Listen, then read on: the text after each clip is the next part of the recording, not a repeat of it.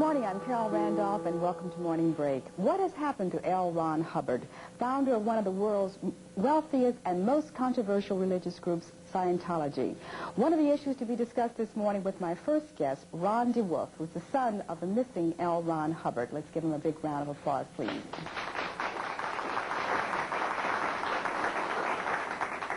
Welcome. In 1972, you alleged in court papers that your father had lived a life characterized by severe mental illness and physical disease, consistent failure, and the use of false and fraudulent oft-time criminal means to cover up these failures and to acquire wealth, fame, and power in order to destroy his perceived enemies. What made you draw those conclusions? What did you see that led you to that? Because I lived it. 99% of what my father wrote and said about himself is totally untrue. And millions of people have taken this false data over a period of 30-some-odd years and relied upon it and built a set of beliefs and built an organization. And basically those allegations that I made were true because throughout up to 1959, I was deeply involved in all of it. What did you see specifically? I mean, give me an example. When you say criminal means, like, for example, what did you see? Fraud and deception, the involvement with, in the early days in Phoenix, Arizona, for an example, in 1952, the involvement with organized crime. Organized crime in what capacity? The use of Scientology money, his own money, to finance drug importations into the country from Mexico and Colombia. You saw these things? Yes, I was involved with several of the incidents. You recorded any of this? You have papers to prove? Could you walk into court and prove any of these allegations?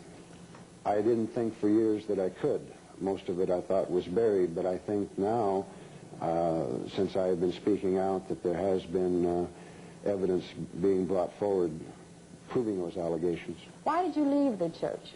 Because of these allegations, these things that you... No, well, I left the church for a whole wide variety of reasons. It isn't a very simple answer. I left because my wife wanted me to, and also because I wasn't making any money, because all the money flows, of course, to my father, always has. I was also tired of the fraud and the deception, plus his deep involvement in personal use of drugs on himself and others, black magic. When you say black magic, what are you talking about? I mean, some of the things that I read in the stack of material, it sounds just absolutely unbelievable. What are you talking about when you say this? Well, the funny thing is that the actual truth is about as far out as Scientology itself. Really, the basis of Scientology, which is rather hidden and covered over, is the occult, the deep involvement with satanic powers that he felt that he was deeply involved with a British black magician called Aleister Crowley, and through putting himself in deep hypnotic trances and the use of drugs on himself, he wanted to become the most powerful being in the world. Did you consider all of this a religion? Do No. you now? No. Why not? Because it's a business. It always has been. I was one of the incorporators of one of the original church organizations, and we incorporated just because the AMA and the IRS were giving him a lot of problems in the early 50s. What was your relationship like with your father? I mean, for a lot of people, they would say, well, maybe you're doing all of this because you did not have a good relationship with your father, or maybe you're doing all this for the money. Why are you taking these stands? Because I want to see the truth, and I can't expose my father without exposing myself. I mean, my life is pretty messed up and goofy anyway, and in actual fact, who really belongs in this chair is L. Ron Hubbard, my father. But why I'm doing it is let's lay all the facts out and let people decide. I have a copy of a letter that supposedly came from your father, where he talks about the fact that your mother was an alcoholic and that she deserted both of you, and that you were not in any position to know about him or the church. Do you believe this is an authentic letter, first of all? I really don't know, but I know that he has these facts all fouled up.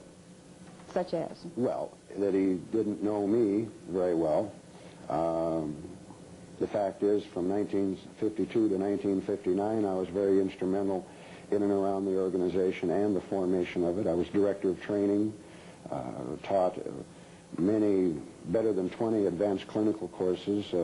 I was chief instructor, traveled to England half a dozen times, lived with him, and so that So you're saying you're in a position to really know your father and the church and the workings of the church?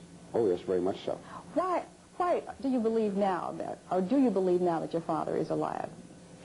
I personally don't believe so, but Why not? I really don't know. That's just, as I said, a personal belief, but I think that if he is alive, he is certainly quite incompetent to handle his own affairs and is being grossly manipulated by the people around him. People such as?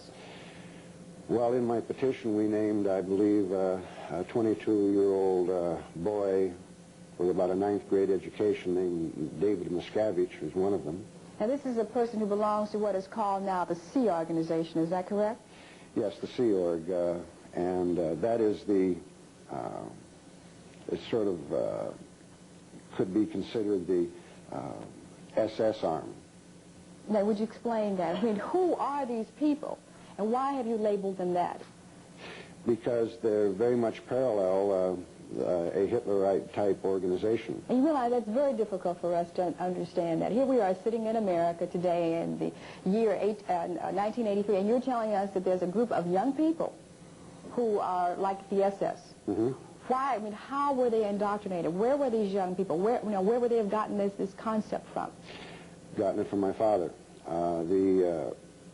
They were raised in Scientology, and all they've known is Scientology and my father. And were they isolated from the outside world altogether?